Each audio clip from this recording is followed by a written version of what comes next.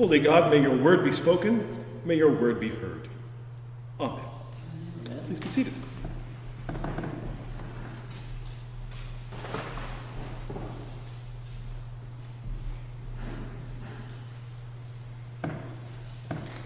There are ups and downs, highs and lows, times of struggle and times of comfort in our lives, in our scriptures, in our history.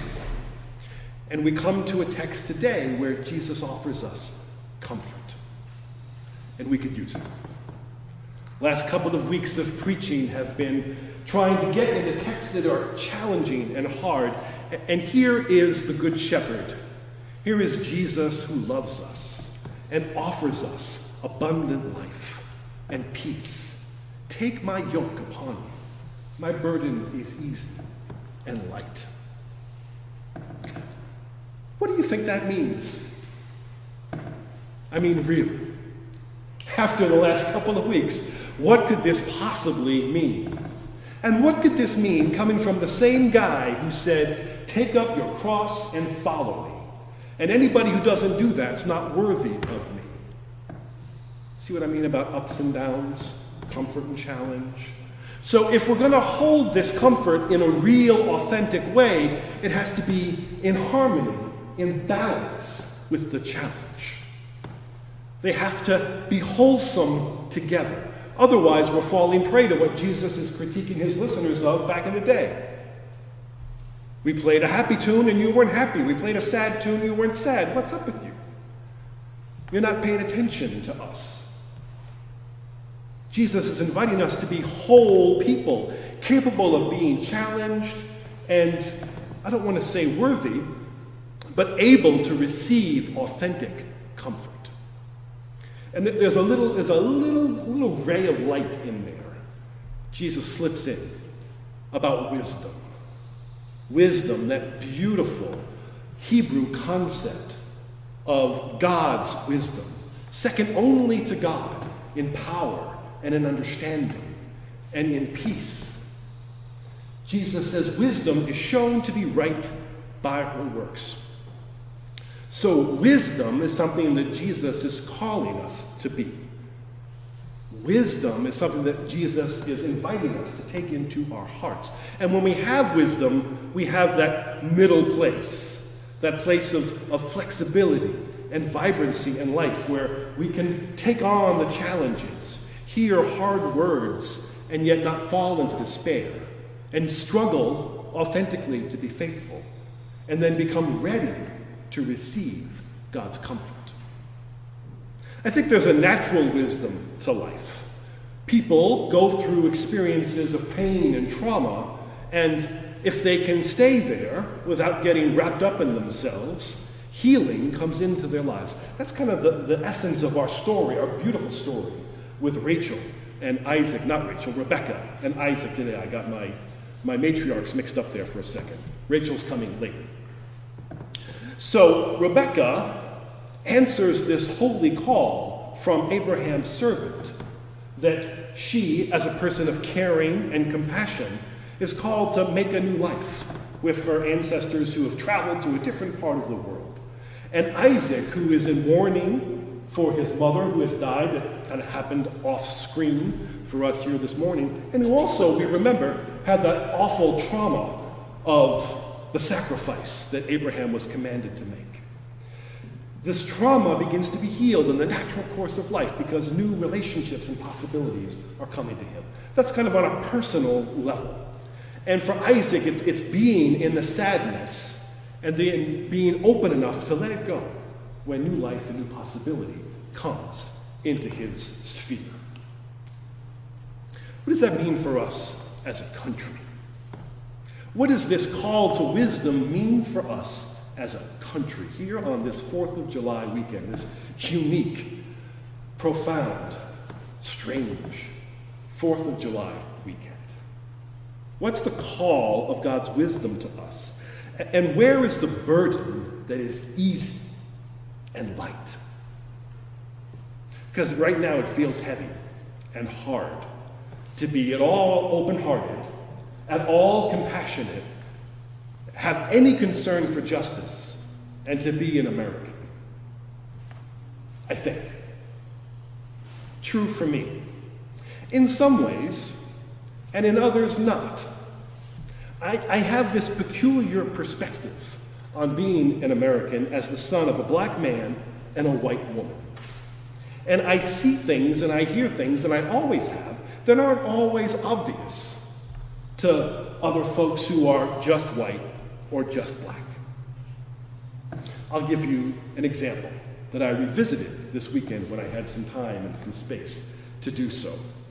So there's a thing going on this weekend online on Disney Plus. What is it? Hamilton, this remarkable Broadway musical, contemporary and reaching back into our history, a hip-hop retelling of one of the founding fathers, Alexander Hamilton, and his journey through the early history of the United States, through the Revolution and through the founding of the Republic, and first administrations of governments. And there's a line in Hamilton, somewhere I'm told, I haven't watched it yet, I'll hopefully watch it tonight. And there's a line in there where I believe it's Hamilton calls out, "John, sit down. John, sit down." And if you're a theater nerd, which some people are, which Lin-Manuel Miranda is, that is a callback to another Broadway musical that reached back into American history and that set to song and dance our founding, the story of the Declaration of Independence. That musical is 1776. 1776. So, how many of you have ever seen 1776? In the house, one. How many of you have ever seen 1776? You can share in the chat if you have seen 1776. When I grew up in New York City, and we had just broadcast television, and being New York, we had an abundance of them, because, right, it's New York. Channel 9, WOR, would broadcast every 4th of July, 1776, if I'm remembering right, without commercial interruption, which was always kind of a big deal if a movie was shown without commercial interruption. What that really meant was so few people were watching that they couldn't sell advertising, so why not take credit for that, right, and show it without commercial interruption? So every year, my family, we would make time to watch 1776, from when as young as I can remember, 6 or 7. And I loved it. And it got woven into my heart and soul and into my understanding of what it means to be an American. And I would see it through the various eyes that I have. One of the eyes that I would see it through was being a New Yorker. I'm a proud New Yorker. I'm now a proud resident of Boston as well. But the New Yorker is always going to be there. And this story is about the 13 colonies coming together to affirm the Declaration and become the United States. And in the middle of it, so the story depicts the Continental Congress in the month and a half or so around the drafting of the Declaration of Independence and its approval. And the delegation from New York comes up in the course of the story. I do not know how historically accurate this is. And they would always abstain because they never got any direction from their legislature about how to vote. And it becomes a height of comedy and of profound frustration to the president of the Continental Congress, history check. Who was the president of the Continental Congress? John Hancock, bonus points. Massachusetts resident, right? Proud John Hancock. So Hancock, at one point, there are flies kind of throughout the references to flies because it's summertime and it's hot, it's Philadelphia, and Hancock has a fly swatter. And he's, throughout the play, every so often, he's getting a fly off of his desk. And Lewis Morris stands up, the lead representative from New York, and at a crucial vote, he's once again saying, it's tied 6-6, and we're going to abstain. And Hancock takes the fly swatter, and he wants to hit him, because he can't take it anymore. Why aren't you voting? So as a New Yorker, that struck me. And when the play comes to its end, throughout the play, General Washington, who has raised the Continental Army and is leading it, is sending missives to the Congress reporting on the military struggle. And the Battle of New York is about to begin. And he's going to lose. And New York is about to be occupied by the British, as it will be for the rest of the Revolution. And I felt that as a New Yorker. I felt that in my little child's imagination.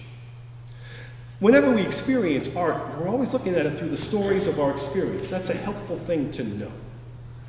So, as the son of a black man and a white woman, I found myself particularly caught by one of the central debates that the play and then the film, I'm talking about the film version of it, obviously. If I didn't make that explicit, I'm now talking about the film version of 1776, which is widely available and you can watch this 4th of July weekend after you're done watching Hamilton. One of the key debates is Jefferson, in the Declaration of Independence, had written a clause about the horror of slavery and that it needed to end. And it's written as an accusation of King George's tyranny and injustice.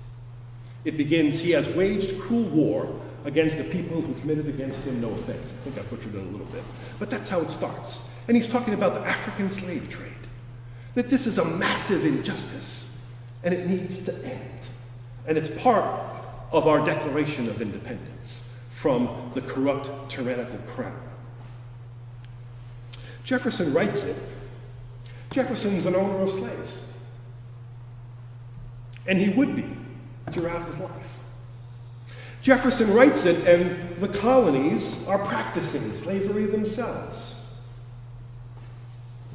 And one of the most dramatic musical pieces of the play comes up when the representative from South Carolina, Samuel Rutledge, I may have gotten the first name wrong, stands up. And he's challenging what Jefferson has written. And the northern colonies start to say, this has to stop. And he says to them, "Oh, really? Oh, really? You think it's just us? Who are the ones who were trading these slaves? Who are the faces captaining the ships? Who are the faces at the coast of Africa cramming people into the ships? Who are the people at the auction blocks in the Caribbean selling these people? It's you, you New Englanders, you hypocrites." 1776 was written in 1969. 1969. And the writer, Peter Stone, was a teacher. And he had the integrity to put in the middle of this story not just a patriotic retelling of how we declared our independence, but the profound struggle to be at all just, completely, and with integrity, and how they couldn't do it. They couldn't do it.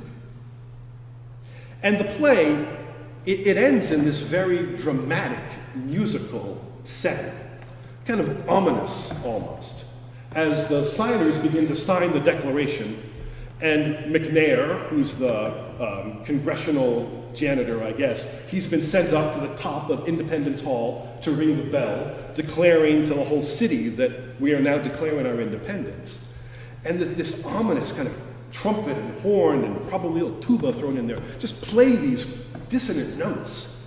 And it's always struck me back then, right, they're saying they're independent. What the musical is saying is, yeah, you declared your independence, but at a cost. And that cost is going to come due. 1969, 2020. Still true. But it seems to me this is a moment when there is a movement in our collective American hearts to actually be wise enough to hear the critique and be compassionate enough to try and make things right. And that's different. That's different. There's another moment in the play that always struck me, and I hear it anew watching it yesterday. Adams is in the Continental Congress's room there in Independence Hall by himself.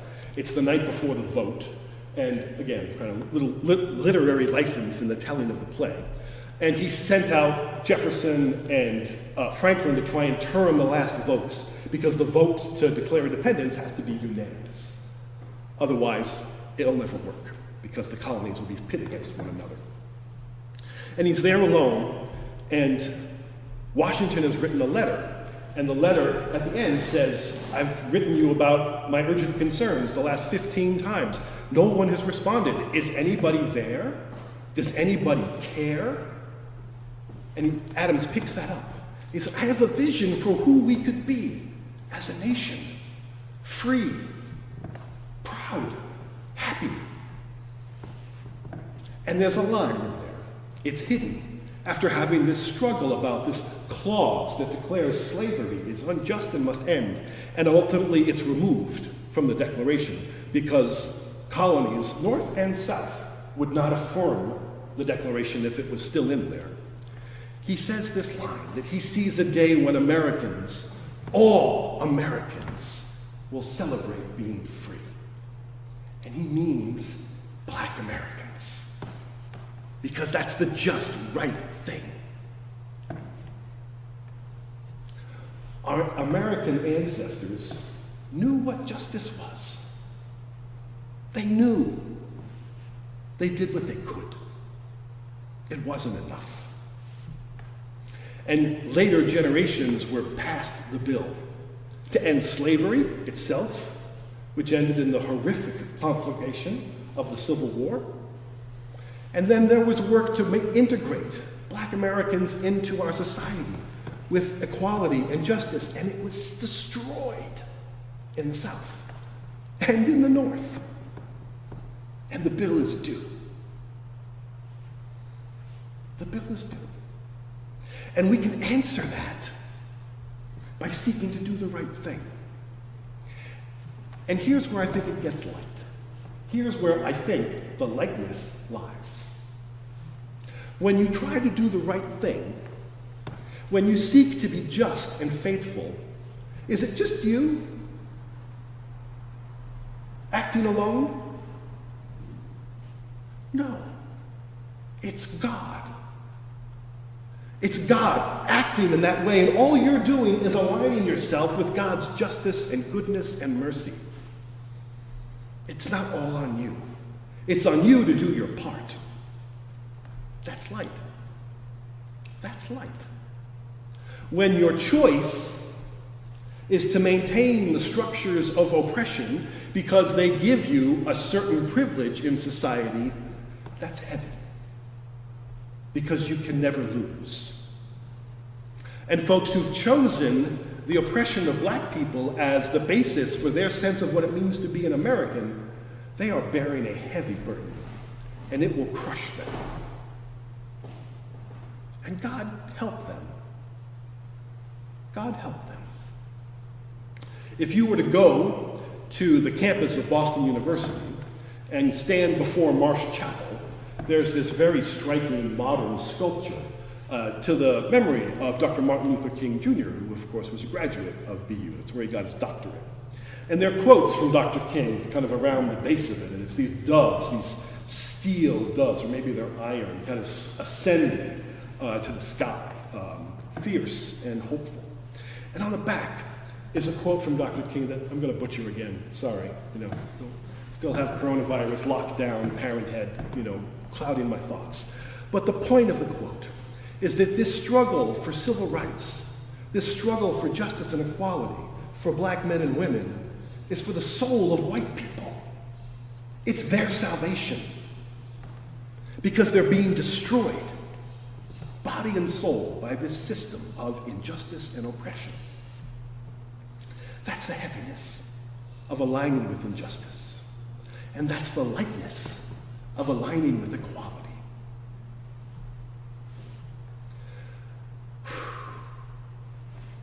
I say it, and it's easier to say than it is to do, which is true of so many things. So what do we do? What will you do? What will we as a community of faith do? Those actions are where our steps can get lighter. Because if we just hold this knowledge in our hearts and minds, that's not enough. It's a living experience that needs to be enacted. We can have conversations together about what we do, but in your own heart is the action that's next for you. And only you can take that. But that action in a line with God's justice and compassion and love. That is where, my friend, the light and the lightness lies. So let's take our next steps towards the America that we, our ancestors, and those who have struggled for freedom for all these years, all these centuries, believe in, where we are all beloved children of God, created equal, and free to pursue life and liberty and happiness. Amen.